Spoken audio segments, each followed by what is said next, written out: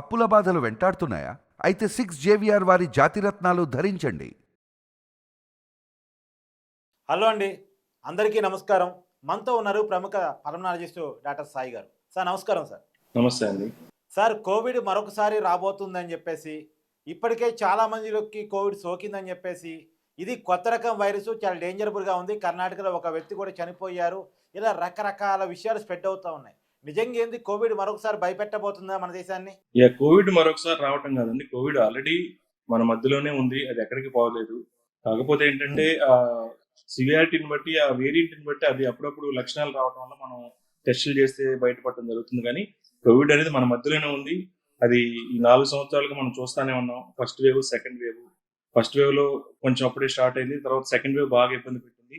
Third wave కనుక చూస్తే Omicron అనేది పెద్ద ప్రభావితం చేయలేకపోయింది. అప్పుడు కూడా ఇదే విధంగా అసలు ఒమైక్రాన్ చాలా బాగా వ్యాప్తి చెందిద్దంట, చాలా లక్షల మంది చనిపోతారంట అని చెప్పేసి కూడా ఇప్పుడు బాగా రోమార్లు పుకార్లు వచ్చింది. కానీ అదేం చేయలేకపోయింది. కాకపోతే ఇప్పుడు ఉన్నటువంటి వేరియంట్ కూడా ఒమైక్రాన్ సబ్ వేరియంటే ఉంది. 4 రకాల సబ్ వేరియంట్స్ ఉన్నాయి. అందులో JN1 LF7 అనేది కొంచెం కొంతమందిని ఇబ్బంది పెడతా ఉంది. గత 24 గంటల కనుక చూస్తే ఆల్మోస్ట్ ఒక ఏడుగురు చనిపోయారు. మీరు చెప్పినట్టు కర్ణాటకలో ఒక ఇద్దరు, ఢిల్లీలో ఒక ఇద్దరు, మహారాష్ట్రలో ఒక ఇద్దరు, ఇంకొక వేరే స్టేట్ లో కూడా ఒకరు. కానీ వాళ్ళంతా కూడా డేటా చూస్తే ఆ చనిపోయిన వాళ్ళు, ఇప్పుడు ఢిల్లీలో 2 చనిపోయారు. అందులో 5 నెలల బాబు ఒకడు, 5 నెలల బాబు, అతనికి ఆల్రెడీ వేరే ఎగ్జిస్టింగ్ కండిషన్స్ ఉన్నాయి. తర్వాత ఢిల్లీలో సెకండ్ డెత్ వచ్చేసి 87 ఇయర్స్, అతనికి కూడా కోమార్బిడిటీస్ ఉన్నాయి. అతను వేరే రీజన్ తో హాస్పిటలైజ్ అయిన తర్వాత కోవిడ్ టెస్ట్ చేస్తే న్యూమోనియా అని చెప్పేసి, తర్వాత రెస్పిరేటరీ ఫెయిల్యూర్, ARDS లోకి అతను కూడా చనిపోవడం జరిగింది. అలా కర్ణాటకలో కూడా అంతే. ఒక అతనికి 42 ఇయర్స్, అతనికి కార్సినోమా కోలాను, అతను కీమోథెరపీ మీద ఉన్నాడు.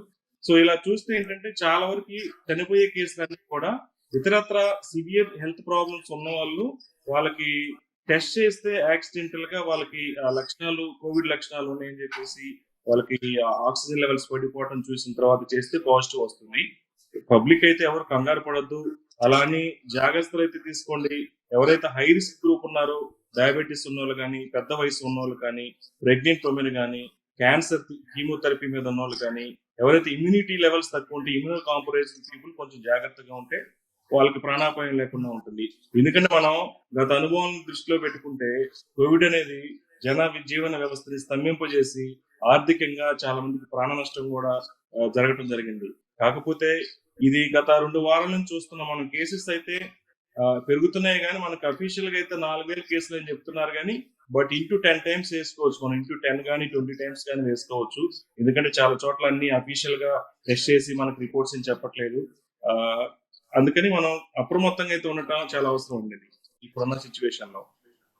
సార్, మీరు అన్నది ఓకే. వేరియంట్ ఎలా ఉంటుంది అంటే సింటమ్స్ ఏ రకంగా ఉంటాయి? గతానికి ఇప్పటికీ వేరియంట్కి ఉన్నటువంటి తేడా ఏంటి? సిమ్టమ్స్ అయితే ఎప్పుడు ఒకటే ఉంటాయండి. ఏ జబ్బుకైనా కానీ సిమ్టమ్స్ అనేది అప్పుడు కోవిడ్ లక్షణాలు అంటే జలుబు, దగ్గు, జ్వరము, గొంతు నొప్పి, అలసట, వాసన లేకపోవటం, కొంతమందికి టేస్ట్ తెలియకపోవటం. సో ఇవన్నీ కామన్ గా ఉండే లక్షణాలే. ఇది ఇనిషియల్ గా అంటే ఒక తీవ్రత వరకు. ఎవరికైతే లోపలికి వెళ్ళి లంగ్స్ లో కూడా అటాక్ అయ్యి ఆక్సిజన్ తీసుకోవటం ఇబ్బంది అయ్యి, శ్వాస తీసుకోవటం ఇబ్బంది అయ్యి, ఆక్సిజన్ లెవెల్స్ పడిపోయి, ఎవరైతే ఆక్సిజన్ సపోర్ట్ అవసరం అవుతాయో వాళ్ళు కొంచెం నెక్స్ట్ లెవెల్ సివియారిటీ కింద చూస్తాం. లక్షణాల పరంగా అయితే అప్పటికి ఇప్పటికి సేమే. కాకపోతే కోవిడ్ కూడా సేమ్, సార్స్ కోవిడ్-2 వైరస్. అందులో సబ్ వేరియంట్స్, ఇవన్నీ వేరియంట్స్, సబ్ వేరియంట్స్ అంటాం. ఇప్పుడు మనకు ఫస్ట్ వేవ్ లో చూస్తే కనుక డెల్టా, ఫస్ట్ వేవ్ లో ఆల్ఫా అది వేరియంట్, సెకండ్ వేవ్ లో డెల్టా వేరియంట్, తర్వాత థర్డ్ వేవ్ లో చూస్తే ఒమైక్రాన్ వేరియంట్, ఇప్పుడు చూసేది ఒమైక్రాన్ లోనే సబ్ వేరియంట్స్ మనం చూస్తుంది. సో వేరియంట్స్ అనేవి ఏంటంటే, ఇవి వైరస్ అనేది ఎప్పుడు కూడా తన సర్వైవల్ కోసం ఉత్పరివర్తనం చెందుతూ ఉంటుంది. అంటే మ్యూటేషన్స్ జరుగుతూ ఉంటాయి. ఎప్పుడైతే ఈ మ్యూటేషన్స్ జరుగుతూ ఉంటాయో దానికి ఇమ్యూనిటీని, మనకు బాడీలో ఉన్నటువంటి వ్యాధి నిరోధక శక్తిని ఎస్కేప్ చేసే గుణాన్ని ఏర్పరచుకుంటుంది. అది ఆటోమేటిక్ ఎప్పుడైతే అది ఇమ్యూనిటీని ఎస్కేప్ అవుతుందో దాని యొక్క తీవ్రతను అది పెంచుకోవడానికి ఎప్పుడు ట్రై చేస్తూ ఉంటుంది. కాకపోతే ఈ థర్డ్ వేవ్ తర్వాత ఇప్పుడు వచ్చినటువంటి ఒమైక్రాన్ సబ్ వేరియంట్ ఏదైతే ఈ 4 వేరియంట్స్ ఉన్నాయో, కొంతమందిని అయితే ఇబ్బంది పడుతున్న మాట అయితే వాస్తవం. కాకపోతే వాళ్ళందరూ కూడా ఆల్రెడీ వాళ్ళకి ఇమ్యూనో కాంప్రమైజ్డ్ స్టేట్స్ లో ఉన్న వాళ్ళు, ఆల్రెడీ వాళ్ళకి అండర్లైన్ డిసీజెస్ ఉన్న వాళ్ళు ఇబ్బంది పడుతున్నారు. పెద్దవాళ్ళు, మరీ చిన్నపిల్లలు. అందుకని అందరూ కూడా అన్ని వయసులో కూడా జాగ్రత్తలు తీసుకోండి. ముఖ్యంగా బయటకు వెళ్ళినప్పుడు విధి తప్పకుండా మాస్క్ ధరించండి. నిన్న గనక చూస్తే మనం దురదృష్టం శాతం చూసాము, మొన్న ఇన్సిడెంట్ ఒకటి కర్ణాటకలో జరిగింది. అలాంటి అది ఇన్సిడెంట్స్ వీలైనంత వరకు అవాయిడ్ చేయడం అనేది చాలా ముఖ్యం. మనం కూడా మీడియా కూడా అవేర్నెస్ ఇస్తుంది ఆల్రెడీ. పబ్లిక్ కూడా పాటించి కొన్ని జాగ్రత్తలు తీసుకుంటే మళ్ళీ మనం లాస్ట్ ఎప్పుడైతే సెకండ్ వేవ్ లో చూసినటువంటి అరాచకంగా మనం చాలా వరకు చాలా మంది ఇబ్బంది పడ్డారు. అలాంటి వేవ్ ను మనం రాకుండా కాపాడుకోవచ్చు. కాకపోతే ఇప్పుడు ఉన్న డేటాను బట్టి చూస్తాం, నాకు తెలిసి ఇదంతా ప్రభావం చూపించకపోవచ్చు అని అనిపిస్తుంది. ఎందుకంటే ఇంకొక 10 days లో మనకి వర్షాలు కూడా తగ్గుముఖం పట్టాయి. మళ్ళీ వర్షాకాలం వస్తే మళ్ళీ అది బౌన్స్ బ్యాక్ అయ్యే అవకాశం ఉంటుంది. ఫ్లూ లక్షణం సార్ నడుస్తుంది వర్షాకాలమే కదా, కొద్ది గొప్ప. ఫ్లూ కూడా అవ్వచ్చు. మళ్ళీ ఫ్లూ కి కోవిడ్ కి కన్ఫ్యూజన్ రావచ్చు. అందుకని జాగ్రత్తగా ఉండటం అయితే మంచిది. ఇంకా మనకి వ్యాక్సినేషన్ మీద కూడా ఇంకా గైడ్ లైన్స్ రాలేదు. ప్రస్తుతానికి అయితే వ్యాక్సిన్స్ అయితే అవైలబిలిటీ లేవు. ఇంకా మనకి ఐసీఎంఆర్ కానీ WHO కానీ మన సెంట్రల్ గవర్నమెంట్ ఇండియా నుంచి కానీ కేంద్ర ప్రభుత్వం కానీ బూస్టర్ డోస్ తీసుకోవాలనేది కూడా ఇంకా ఎక్కడ కూడా మనకి క్లారిటీ ఇవ్వలేదు. ప్రస్తుతానికైతే అందరినీ మాస్క్ ధరించుకుంటుంది. ఎవరైతే ఆ లక్షణాలు ఉన్నాయో వాళ్ళు సెల్ఫ్ ఐసోలేషన్ అయ్యి ఒక వారం నుంచి 10 రోజుల వరకు మిగతా వాళ్ళతో కమ్యూనికేట్ అవ్వకుండా జాగ్రత్తగా ఉంటే మన వేరే వాళ్ళకి కూడా వ్యాపించే వ్యాప్తిని తగ్గించుకోవచ్చు. సార్ ఇంకొక విషయం నేను చెప్పండి, మనం ఇంతకు ముందే డోసులు వేసి అంటే కరోనా టీకాలు జనాలకు అందించాం. దాదాపుగా 70-80% ప్రజలకి మనం టీకాలు వేయగలిగాం, మన దేశంలోనే తయారు చేసి వేయగలిగాము. కానీ ఎందుకు కరోనాను ఆపలేకపోతున్నామంటే, ఆ వ్యాప్తిని ఆపలేకపోతున్నామంటే? లేదండి, అది ఇప్పుడు మనకి ఏ వ్యాక్సిన్ అయినా కానీ ఇప్పుడు మనం ఒక కరోనా గురించి మాట్లాడుతున్నాం, ఇప్పుడు వచ్చింది కాబట్టి. చాలా డిసీజెస్ అనేది వ్యాక్సిన్ అనేది మనకు ఒక ప్రొటెక్షన్ ఇస్తుంది, కాంప్లికేషన్స్ లేకుండా కాపాడుతుంది. అలా అంతేగాని కంప్లీట్ గా వ్యాక్సిన్ అనేది ఇప్పుడు మనకు ఒక మసూచి మాత్రం ఇప్పటి వరకు కంప్లీట్ గా ఎరాడికేట్ అయిపోయింది ఒక వ్యాక్సిన్ వల్ల. సక్సెస్ తర్వాత పోలియో కూడా చాలా వరకు మనం సక్సెస్ అయ్యాం. పోలియో కూడా ఇప్పుడు చూడట్లేదు. నేను అదే చెప్పబోతున్నాను. పోలియోలో సక్సెస్ అయ్యాం, మజుచూరి సక్సెస్ అయ్యాం, కరోనాలో మాత్రం సక్సెస్ కాలేకపోయాం అనేది చాలా మంది వినిపిస్తున్న మాట. అవును, ఎందుకంటే అంటే ఇది ఇన్ఫెక్షన్స్ కి పోలియో ఇది డిఫరెంట్ ఫ్రమ్ ది కోవిడ్ అన్నమాట వైరస్. ఇది చాలా ఉత్పరివర్తనాలు చాలా ఫాస్ట్ గా జరగటం వల్ల మనకి అందులో కూడా వ్యాక్సిన్స్ కూడా లైఫ్ లాంగ్ ఇమ్యూనిటీ ఇచ్చే వ్యాక్సిన్స్ కాదు మనకి ఏవి కూడా. ఇవన్నీ కూడా తాత్కాలికంగానే 6 months to 9 months మనకి ప్రొటెక్షన్ ఉంటుంది. అందువల్ల మనకి వ్యాక్సిన్స్ ప్రభావం అనేది చాలా మందికి ఇప్పుడు 80% మనం అప్పుడు తీసుకున్నా కానీ కోవిడ్ 1-2 టైంలో ఒక 3 doses తీసుకున్నారు అందరూ. దాని యొక్క ప్రభావం అనేది ఆటోమేటిక్ ఇప్పుడు తగ్గిపోయింది. అదిగాక కొత్త వేరియంట్స్ వచ్చేవి ఆ ఇమ్యూనిటీ మనం చేసిన వ్యాక్సిన్స్ అన్ని కూడా అన్ని వేరియంట్స్ దృష్టిలో పెట్టుకొని చేయలేదు. కొన్ని వేరియంట్స్ ని కొన్ని టైప్స్ ఆఫ్ కోవిడ్ అంటే ఆ రోజుకి అందుబాటులో ఉన్న వేరియంట్స్ మీద మనం చేసాం. ఎస్. సో అది ఆటోమేటిక్ గా ఎప్పటికప్పుడు ఉత్పరివర్తన చెందుతా ఉంది, మ్యూటేట్ అవుతా ఉంది. కాబట్టి ఆ వ్యాక్సిన్స్ కూడా పనిచేయకపోవచ్చు. వ్యాక్సిన్స్ కూడా ఎప్పటికప్పుడు అప్డేట్ అవుతూ ఉండాలి. మన గవర్నమెంట్ అయితే ఆల్రెడీ వ్యాక్సిన్స్ సంబంధించినటువంటి రా మెటీరియల్ కానీ అన్ని కూడా సంసిద్ధంగానే ఉన్నారని చెప్పారు. కాకపోతే ప్రొడక్షన్ అనేది ఇంకా స్టార్ట్ చేయలేదు. ప్రొడక్షన్ అనేది ప్రస్తుతానికి ఎక్కడ అవైలబిలిటీ లేదు. మనకు కూడా ఇంకా దాని మీద పూర్తిగా గైడ్ లైన్స్ అనేది రాలేదు, బూస్టర్ డోస్ తీసుకోవాలా లేదనేది. ప్రస్తుతానికైతే జాగ్రత్త అనేది అన్నింటికన్నా మనకు ముందున్నటువంటి ఉత్తమమైనటువంటి రక్షణ. ఏం సార్, నిజంగా 7 చనిపోయారు గంటల వ్యవధిలో అంటే కొంత భయం అయితే జనాల్లో వచ్చేటువంటి అవకాశం ఉంది. ఏంటి అసలు ఏ రకంగా చూడొచ్చు? మళ్ళా ప్రజలంతా భయభ్రాంతులు అంటే గతంలో చూసాం కరోనా ఎంత డిస్టర్బ్ చేసింది మానవ సమాజాన్ని అనేటువంటిది. లాక్డౌన్లు కానీ, తర్వాత బిజినెస్లు బంద్ ఇవ్వటం కానీ, ఈ మాస్క్ అంటే జనాలకు గ్యాదరింగ్స్ లేకుండా చేయడం, ఈవెంట్స్ లేకుండా పోవటం, బిజినెస్లు లేకుండా పోవటం, ఇవన్నీ చూసాం. మళ్ళా అలాంటి పరిస్థితులు అంత కాకపోయినా ఎంతో కొంత చూసే అవకాశం ఉందా అంటే? అంత పరిస్థితులు అయితే నాకు తెలిసి వచ్చే పరిస్థితులు లేవండి. ఎందుకంటే అప్పుడు మనకి ఇనిషియల్ గా అప్పుడు కోవిడ్ అనేది ఫస్ట్ టైం రావటం కాబట్టి మనకి ఇమ్యూనిటీ అనేది ఎవరికి లేదు. ఇప్పుడు ఏంటంటే అందరికి ఎంతో కొంత ఇమ్యూనిటీ అనేది ఉంది. అందరూ న్యాచురల్ గా కూడా చాలా మంది ఎక్స్పోజ్ అయ్యారు. వ్యాక్సిన్ కాదు అంత ప్రభావితం అయితే చూపిస్తే నేను అనుకోవట్లేదు. అందుకనే ఇప్పుడు మీరు అన్నట్టు ఒక 7 చనిపోయారంటే అది మనం ఏం తక్కువ అంచనా వేయడానికి లేదు. 7 చిన్న నెంబర్ ఏం కాదు. అది అఫీషియల్ నెంబర్. అన్అఫీషియల్ గా నాకు తెలిసి ఎక్కువ ఉండొచ్చు. రిపోర్ట్ చేయకుండా ప్రైవేట్ హాస్పిటల్స్ లో కానీ, లేకపోతే కొంతమంది హాస్పిటల్కి వెళ్లకుండానే ఏదో బాగాలేదని చెప్పేసి చనిపోయారు. అందుకని మనం అది కామెంట్ చేయడానికి లేదు. 7 కాదు, ఇంకా ఎక్కువ మంది కూడా ఉండొచ్చు. కాకపోతే ఇది అంత ముందున్నంత వేవ్స్ అంత ప్రభావితం చేసి అంత ముందున్నటువంటి సిచ్యువేషన్ కి మనం తీసుకెళ్తుందని చెప్పేది మాత్రం నేను అనుకోవట్లేదు.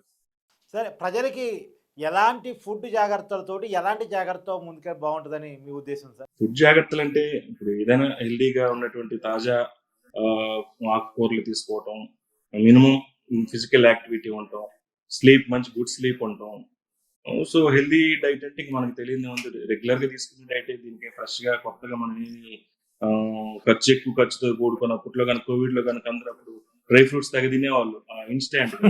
ఎప్పుడు కూడా మనకి ఇమ్యూనిటీ అనేది ఆరోగ్యం అనేది ఇన్స్టాంట్ గా రాదండి. అది ఆన్ రెగ్యులర్ బేసిస్ ఎప్పుడు మనకు చేస్తే అది ఆటోమేటిక్ వస్తుంది. అంతేగాని మనకి డిసీజ్ వచ్చినప్పుడు లేకపోతే మనకి బాగాలేనప్పుడు చాలా మంది బాగా ఆహారం తీసుకోవాలంటారు.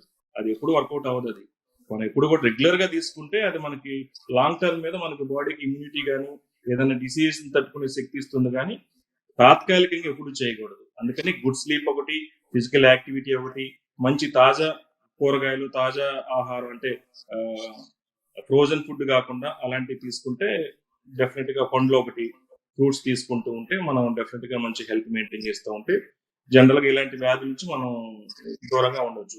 అలా అని చెప్పేసి ఆరోగ్యకరమైన వాళ్ళు కూడా ఎట్లా పడితే అట్లా వాళ్ళు బిహేవ్ చేయాలి అంటే మాత్రం కాదు. ఎవరైనా కానీ కోవిడ్ కి ఈ వ్యాధిని పట్టడానికి, ఎందుకంటే మన సెకండ్ వేవ్ లో చూస్తే ముఖ్యంగా ఆరోగ్యంగా ఉన్నటువంటి హెల్దీ యంగ్ ఇండివిజువల్స్ 30 సంవత్సరాల లోపల చాలా మంది చనిపోవడం జరిగింది. అందుకని కోవిడ్ ఒక ఏజ్ గ్రూప్ వల్లే కాదండి, ఎవరినైనా టార్గెట్ చేస్తుంది. అందరూ కూడా అప్రమత్తంగా జాగ్రత్తగా ఉండండి. మీకు ఎటువంటి లక్షణాలు అనిపిస్తే దానికి తగినటువంటి వైద్యుని ఎర్లీగా సంప్రదించి డయాగ్నోసిస్ డిలే లేకుండా మీరు ఇమీడియట్ గా హాస్పిటలైజ్ అవ్వకుండా ఉంటారు. కాబట్టి లేట్ చేయకుండా, సొంత వైద్యం చేసుకోకుండా, సొంత ట్రీట్మెంట్ చేసుకోకుండా హోమ్ రెమెడీస్ ఫాలో అవ్వచ్చు ఒక పరిధి వరకు. మీకు కనుక తీవ్రత 3 రోజుల తర్వాత ఎక్కువగా అనిపిస్తుందంటే ఇమీడియట్ గా దానికి సంబంధించిన వైద్యుల సలహాలు తీసుకోవడం అవుతుంది. సార్ ఇంకొకటి కూడా, సార్ జనరల్గా మీరు కమర్షియల్ డాక్టర్ కాదు కాబట్టి నేను అడగగలుగుతున్నాను ఈ క్వశ్చన్. చాలా మందికి ఉన్నటువంటి అనుమానం ఏంటంటే ఈ కోవిడ్ పేరు మీద ఫార్మా పెద్ద వ్యాపారం చేసుకుంటుంది. ఈ వైరస్ వల్ల చాలా పెద్ద బిజినెస్ హాస్పిటల్స్ కానీ ఫార్మా కంపెనీలు కానీ చేసుకున్నాయి. ఇప్పుడు ఆ బిజినెస్ దెబ్బతింది కాబట్టి మళ్ళా కరోనా పేరుతో వ్యాపారం చేస్తున్నాయి. కరోనా లేదు అంటే ఉండొచ్చు, కరోనా లేదని కాదు, అది పెద్ద భయంకరమైన స్థితిలో ఏం లేదు, దాన్ని బూచిగా చూపించి పెద్ద ఎత్తున వ్యాపారం జరుగుతుంది అనేది కొంతమంది వాదన. దానికి మీరు చెప్పే సమాధానం యాజ్ ఎ డాక్టర్? అది ఎందుకంటే యాజ్ ఎ డాక్టర్ అయినా కానీ మనం కొన్ని నిజాలు అనేది ఒప్పుకోవాలండి. ఎందుకంటే అందరం మానవులమే, అందరం సమాజంలో ఉన్నాం. అది డెఫినెట్ గా Covid second wave, first wave లో చాలా జరిగాయి. ఎందుకంటే అలాంటి సిచ్యువేషన్ మరి ఎప్పుడు రాకూడదు, మనం రావాలని కోరుకోకూడదు. చాలా మంది కమర్షియల్ గా హాస్పిటల్స్ కానివ్వండి, డాక్టర్స్ కానివ్వండి, ఫార్మస్యూటికల్స్ కానివ్వండి, అందరూ కూడా చాలా దారుణంగా అయితే అందరూ అనట్లేదు కానీ అందరూ చెడ్డ వాళ్ళు ఉండరు, డెఫినెట్ గా అయితే చేశారు. బట్ కాకపోతే ఇప్పుడు మళ్ళీ దీన్ని కమర్షియల్ గా వాడుకుంటున్నారు మళ్ళీ అనేది నేను పూర్తిగా ఏకీభవించిన. కానీ కాకపోతే కొంచెం మనం చూస్తున్నాం లక్షణాలు వస్తున్నాయి, టెస్ట్ చేస్తేనే పాజిటివ్ వస్తుంది లక్షణాలు ఉన్న వాళ్ళకే కదా. అందుకని మనం ఇది క్రియేట్ చేసేది ఏం కాదు. డెఫినెట్ గా ఆ వైరస్ అనేది మన మధ్యలోనే ఉంది కాబట్టి లక్షణాలు ఉన్న వాళ్ళకి అన్ని సందర్భాల్లో రావట్లేదు. మళ్ళీ ఇప్పటి వరకు రాలేదుగా, ఒక లాస్ట్ 2 years నుంచి బాగానే ఉన్నాం. సో ఇప్పుడు వస్తుంది అంటే టెస్ట్ చేస్తేనే పాజిటివ్ వస్తుంది. అంత ఆషామాషిగా అయితే గవర్నమెంట్ కూడా ఎలా చేయదుగా. కాకపోతే మీరు అన్నట్టు దీన్ని యూజ్ చేసుకొని, దీన్ని అడ్వాంటేజ్ గా తీసుకొని మళ్ళీ ఫార్మా వాళ్ళు కొంచెం హడావుడి చేసి ఇంకేదన్నా చేసే అవకాశాలు ఉంటాయి. కానీ లేనిది సృష్టించడం అనేది మాత్రం అది కరెక్ట్ కాదు. ఎవరైనా కానీ అందరూ మానవతా దృక్పథంతో ఇలాంటి పరిస్థితుల్లో దీన్ని క్యాష్ చేసుకోవాలి. ప్రజలు కూడా అర్థం చేసుకోవాల్సింది ఏంటంటే మీరు ట్రీట్మెంట్ తీసుకునే విషయంలో కూడా కరెక్ట్ పర్సన్ ని, కరెక్ట్ డాక్టర్ ని ఎంచుకోండి. ఎందుకంటే ఇప్పుడు ప్రతి ఇంట్లో కూడా అందరు చదువుకున్న వాళ్ళు ఉన్నారు, అక్కడే చాలా టైం వేస్ట్ అయిపోతుంది. మనం డాక్టర్స్ దగ్గరికి సెలెక్ట్ చేసుకొని కరెక్ట్ డాక్టర్ దగ్గరికి వచ్చేటప్పటికి జరగాల్సిన డ్యామేజ్ అండ్ కాంప్లికేషన్స్ వచ్చేస్తున్నాయి. అందుకని దీనికి ఏ జబ్బుకి ఎటువంటి వైద్యం దగ్గరికి వెళ్ళాలని కనుక మీరు కనుక రియలైజ్ అయితే అక్కడే మనకి చాలా వరకు 50% మనం సేవ్ అయిపోతాం. డిలే ఆఫ్ డయాగ్నోసిస్ ఉండదు, ట్రీట్మెంట్ కూడా డిలే అవ్వదు, రాంగ్ ట్రీట్మెంట్ జరగదు, మన కాంప్లికేషన్స్ కూడా చాలా వరకు మనం అవాయిడ్ చేయొచ్చు. True. Yeah, thank you sir, thank you so much.